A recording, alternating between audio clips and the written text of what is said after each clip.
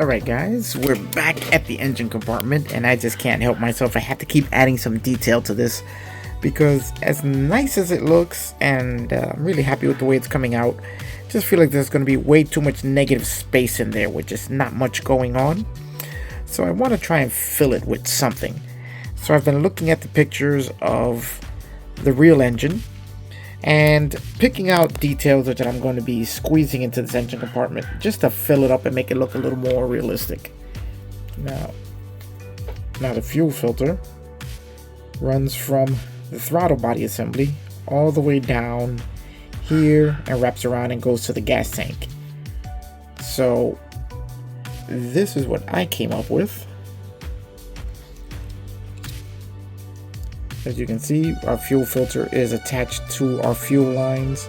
The fuel filter itself is made from a piece of styrene rod, and then two smaller diameter styrene rods for the nuts and the fittings on the end of the fuel filter that connect to the lines, and then some of the bead wiring that I get from Hobby Lobby. So I can show you this right here. And that's what I use to make the lines with. Then it's all just a matter of bending it to fit inside the engine compartment. And once it sits on the throttle body, here, this part will wrap around the throttle body, will sit here, and it'll come down the side of the engine to the chassis here and wrap around. The air cleaner will then sit on top of the throttle body, so you won't really see this bend here that I made in the wire, which I made just to keep the lines together instead of having two separate lines, which is much easier to manage. And you're just going to see the fuel filter assembly hanging down over the engine like in the real car. So now what we're going to work on is making the thermostat, which mounts right here to this corner of the engine. The problem I'm having is that since this engine is from a different kit, and I've just kind of made it fit the transmission from this kit, the normal mounting point for the thermostat, which would be about here, is no longer there. So I'm going to have to use a little artistic license and get the thermostat, if I don't lose it, to fit here somehow,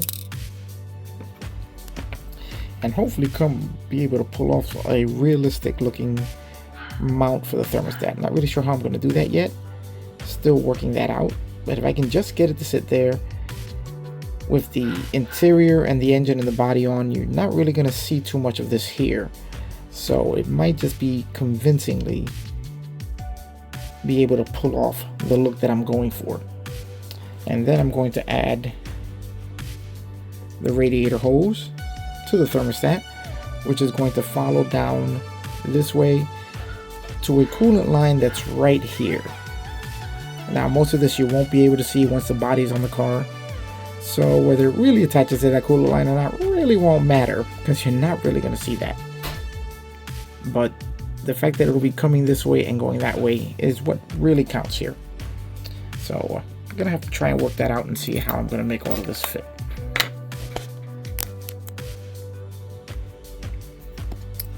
Alright guys, I'm back after a brief pause in the filming just so that I could install the thermostat housing, and I'm happy with where it's at.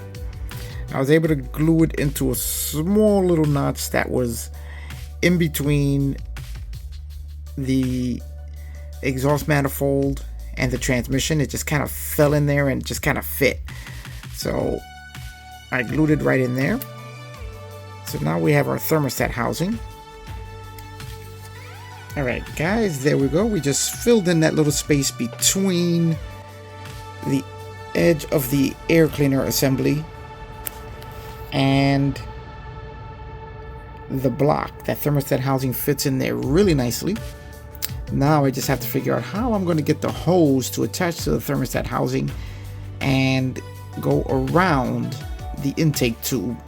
But the thermostat's there. It's going to need another coat of silver paint to simulate the cap, or I may actually try and cover that with some bare metal foil, as the cap does have more, the cap is more of a chrome-like appearance when they're new anyway. I'll have to check a picture.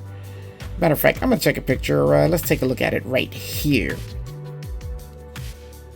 So we're gonna try and mimic that cap on the car, and we'll see how close we get.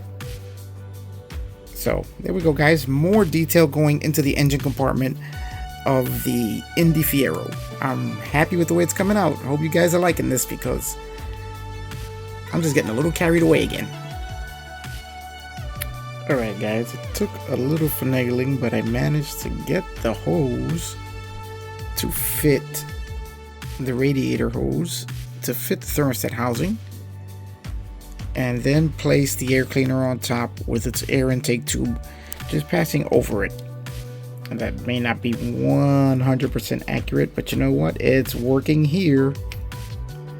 Now what I had to do also was cut a small notch out on the corner of the engine compartment there, which I'm going to have to touch up, so that the radiator hose will go right in and actually meet the coolant pipe. Don't know if I can show this to you guys. Let's put a little light on the subject here. The coolant pipe that's engraved onto each side, which you'll never see once the car is together, but there it is. You can see the radiator hose meets right up with the coolant pipe there, that wraps around the undercarriage.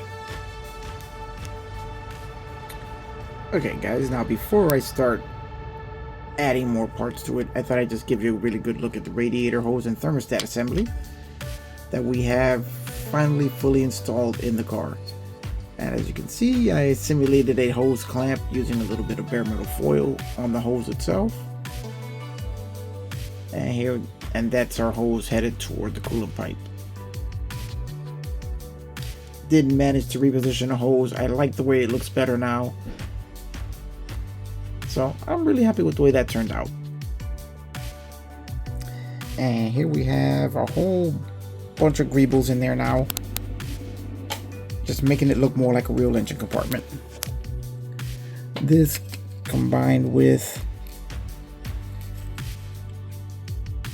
the fuel lines and filter, and then picture the firewall back here with its whole lines. It should look pretty detailed. And then there's the cruise control solenoid and servo, and then the evap canister, which goes into this corner here.